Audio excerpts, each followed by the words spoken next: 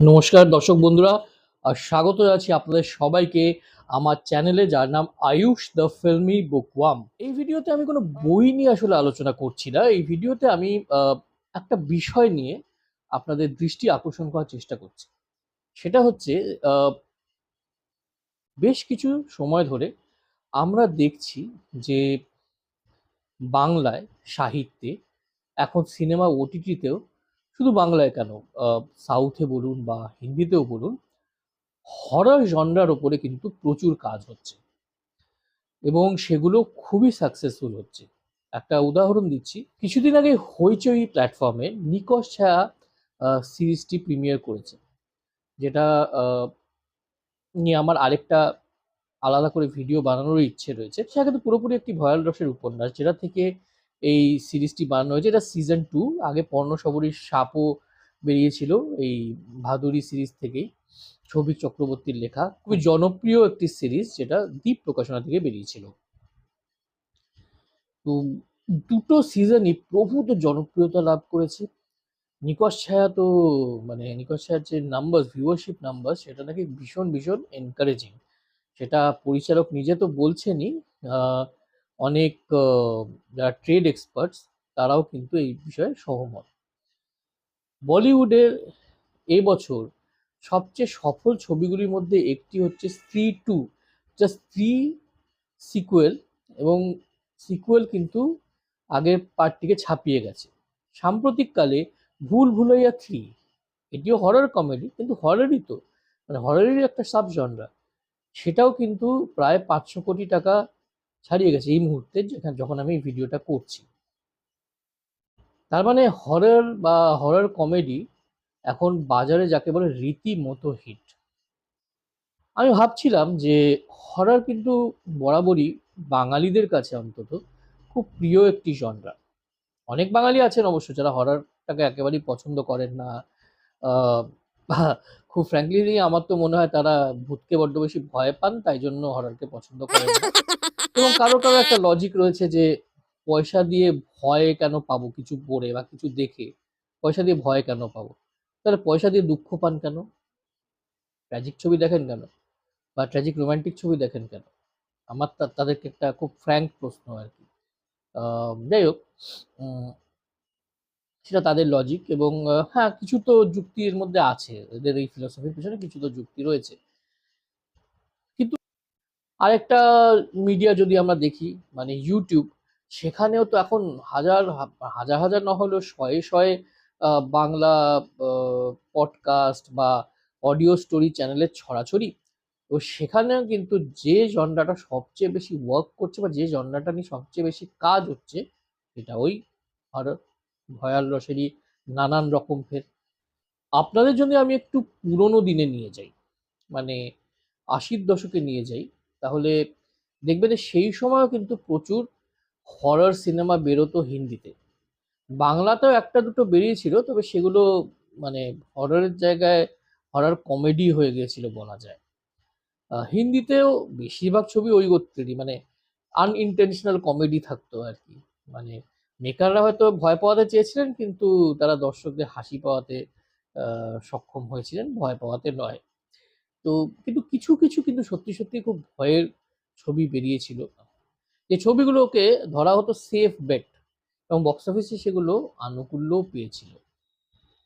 আহ, পশ্চিমেও যদি আপনি যান, ওয়েস্টার্ন ওয়ার্ল্ডে, বা এখন অনেক জাপানিজ, কোরিয়ান ফিল্মস হচ্ছে, ইউরোপিয়ান ফিল্মস আমরা দেখতে পাচ্ছি, মানে we are expose to all this films from the far east and from Europe.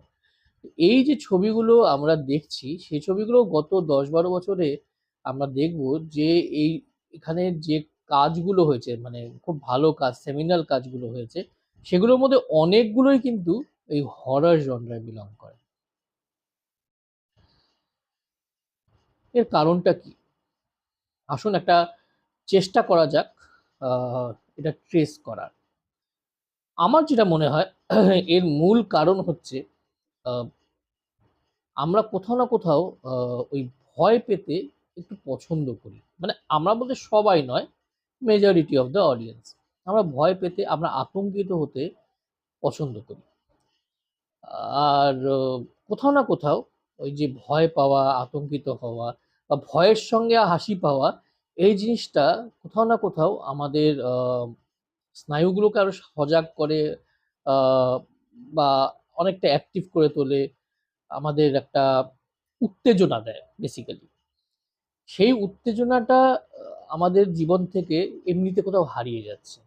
মানে আমরা তো বেশিরভাগই এখন নগর ভিত্তিক জীবনযাপন আমাদের, সেজন্য দেখবেন যে মানুষ সেই ইরি ফিলিংটা পাওয়ার জন্য অনেকে ভৌতিক ভুতুড়ে বাড়িতে রাত কাটাচ্ছেন। সেটা বিদেশেও খুব দেখা যায়, আমাদের দেশেও কিন্তু ইটস ক্যাচিং আপ যাকে বলে। ভুতুড়ে বাড়িতে রাত কাটানো, গোরস্থানে রাত কাটানো, আহ, ভুতুড়ে বাড়িতে চ্যালেঞ্জ নিয়ে যাওয়া, সেখানে গিয়ে নানা রকম ক্যামেরা ট্যামেরা নিয়ে ছবি তোলা। এবং আরেকটা জিনিস হচ্ছে যে সত্যিকারের ভৌতিক ঘটনা নিয়ে পডকাস্ট হচ্ছে। আহ, অনেক জায়গায় প্রেত কথা বলে একটি চ্যানেল আছে, সেটা তো পুরোপুরি এটার উপরেই বেস করা আর কি। তাছাড়া বেশ কিছু চ্যানেল যেগুলো নানা বিষয়ের উপর পডকাস্ট, তাদের মধ্যে এই বিষয়টা কিন্তু মূল বিষয় হিসেবে উঠে আসে। তন্ত্রর উপরে মানুষের একটা ইন্টারেস্ট বাড়ছে। সেটা এই সবগুলোই কিন্তু আসলে কিছুটা অজানাকে জানার মানুষের একটা প্রবৃত্তি, আর কিছুটা হচ্ছে ওই ফিয়ার ফ্যাক্টরটা থেকে একটা পাওয়া উত্তেজনা।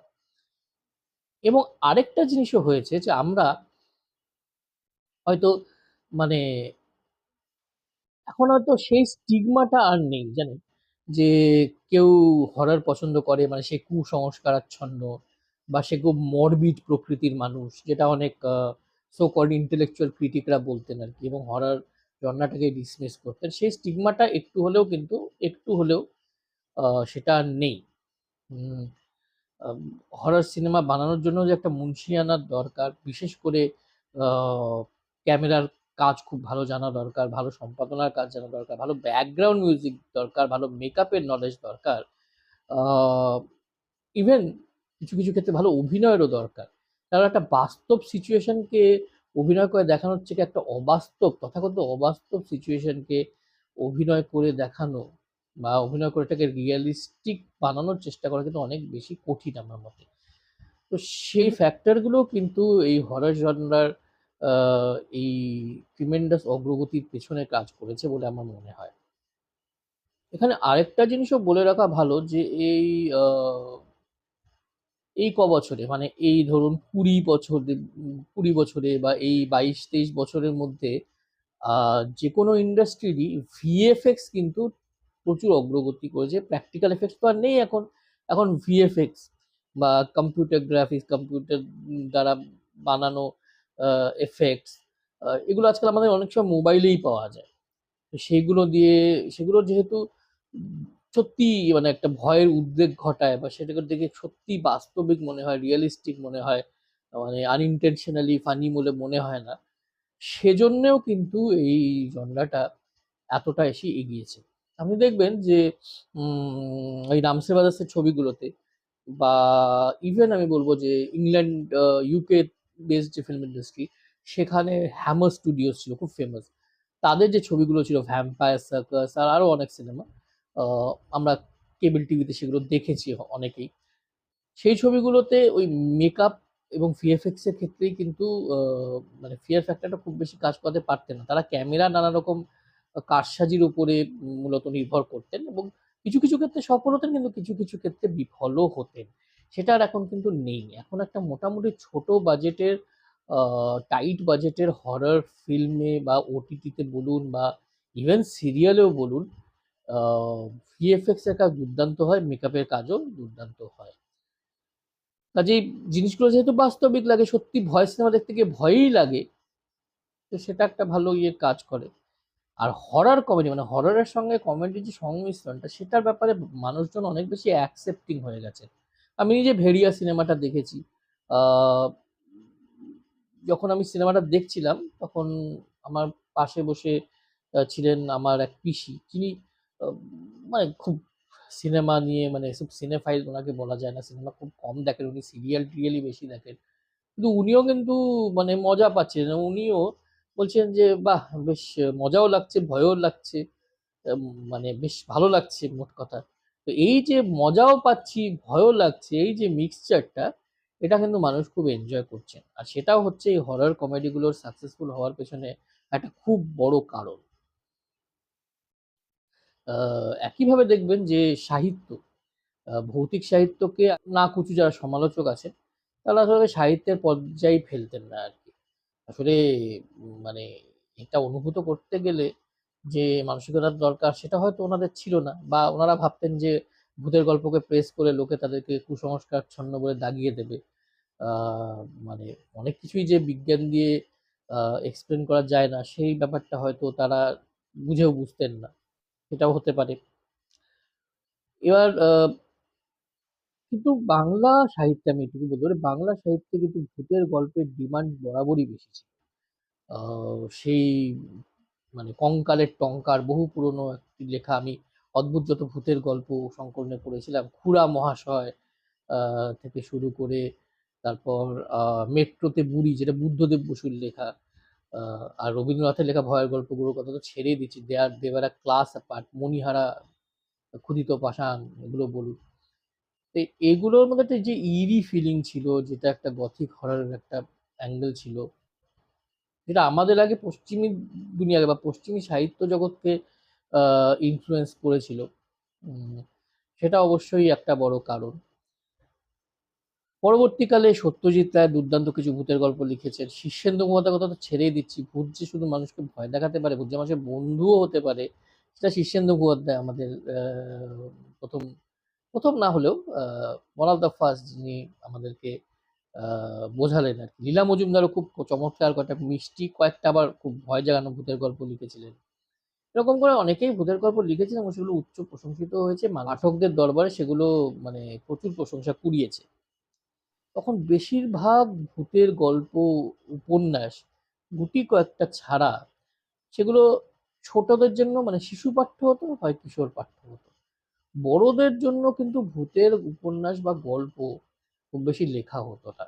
কিন্তু এই গত ৮-১০ বছরে এটাও কিন্তু হয়েছে, এবং আ প্রাপ্তবয়স্ক পাঠকেরা কিন্তু গোগ্রাসে গিলেছেন এই উপন্যাসগুলো। সব উপন্যাসই যে খুব ভালো কোয়ালিটির আমি বলছি না। কিন্তু এই ট্রেন্ডটার কথা বলছি। এই ট্রেন্ডটা কিন্তু দেখা যাচ্ছে। আ ভূত-ভুতুম, নভোরজ, বৃত বৃত্তের বাইরে, সর্বভূতেষু, এই ভূতের বা ভৌতিক অ বিষয়ের উপর স্ট্রেস করার যে পূজাবার্ষিকীগুলো রয়েছে, সেগুলোর যা জনপ্রিয়তা, সেগুলোর যা সেল, আ ভাবার বাইরে। অনলাইনে তো যেভাবে প্রি বুকিং হয়, দেখে চমক লেগে যায়। তার মানে সবগুলোই কি খুব হাই কোয়ালিটির লেখা হচ্ছে? তা হয়তো হচ্ছে না। কিন্তু বা খুব ভালো, ভালো কয়েকটা লেখা কিন্তু বেরিয়ে আসছে। বিশেষ করে আমি তো এবারের আ ভূত-ভুতুম পূজাবার্ষিকীতে বেশ কিছু উপন্যাস, গল্প এনজয় করেছি। বাকি দুটো এখনো আমার ভালো করে পড়া হয়নি। তবে সেখানেও কিছু, কিছু গল্প, উপন্যাস আ আমার দারুণ লেগেছে। মানে যারা নাক সিটকোতে পারেন, কিন্তু তারাও হয়তো অস্বীকার করতে পারবেন না বাংলা সাহিত্যে এই ভূত, প্রেত, তন্ত্র-মন্ত্রের প্রবল জনপ্রিয়তা। এখানে তন্ত্রমন্ত্র ব্যাপারটা নিয়েও আসি। তন্ত্রমন্ত্রর মধ্যে কিছুটা আমাদের বাংলার ইতিহাস রয়েছেই। এটা কেউ অস্বীকার করতে পারবেন না। আ বাংলা বা পূর্ব ভারতের ইতিহাস আম তন্ত্রের উল্লেখ ছাড়া হয়তো অসম্পূর্ণ বলে আমার মনে হয়। বিশেষ করে এই লেট এনশিয়েন্ট পিরিয়ড বা মিডিয়েভাল পিরিয়ডে বাংলার ইতিহাসে অনেকটাই তন্ত্র নির্ভর ব্যাপার-স্যাপার ঘটেছে, অনেক ঘটনা ঘটেছে। তার সঙ্গে সমাজ ব্যবস্থা, ধর্মের একটা গভীর সংযোগ রয়েছে।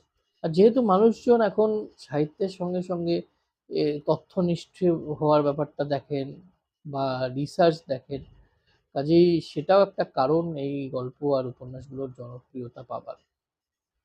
এবং তন্ত্রের মধ্যে তো কিছুটা একটা ম্যাজিক্যাল একটা ব্যাপার রয়েছে, এবং ওই জাদু, কালা জাদু এগুলোর ব্যাপারে বাঙালিদের কথাই বলব। বাঙালিদের কিন্তু কৌতূহল অপরিসীম। সে কিছু লোক মানুন বা না মানুন। তো এটা একটা কারণ হয়তো যে আ এই গল্প উপন্যাসগুলো প্রভূত জনপ্রিয়তা পাচ্ছে। এবং অনেক সুলেখকও এসেছেন যারা এই ধরনের গল্প উপন্যাস খুব ভালো লেখেন। সবচেয়ে ১ম এ তো মানে অভীক সরকারের নাম করতেই হয়। তারপর মহুয়া ঘোষ খুব ভালো লিখছেন এ ধরনের গল্প উপন্যাস।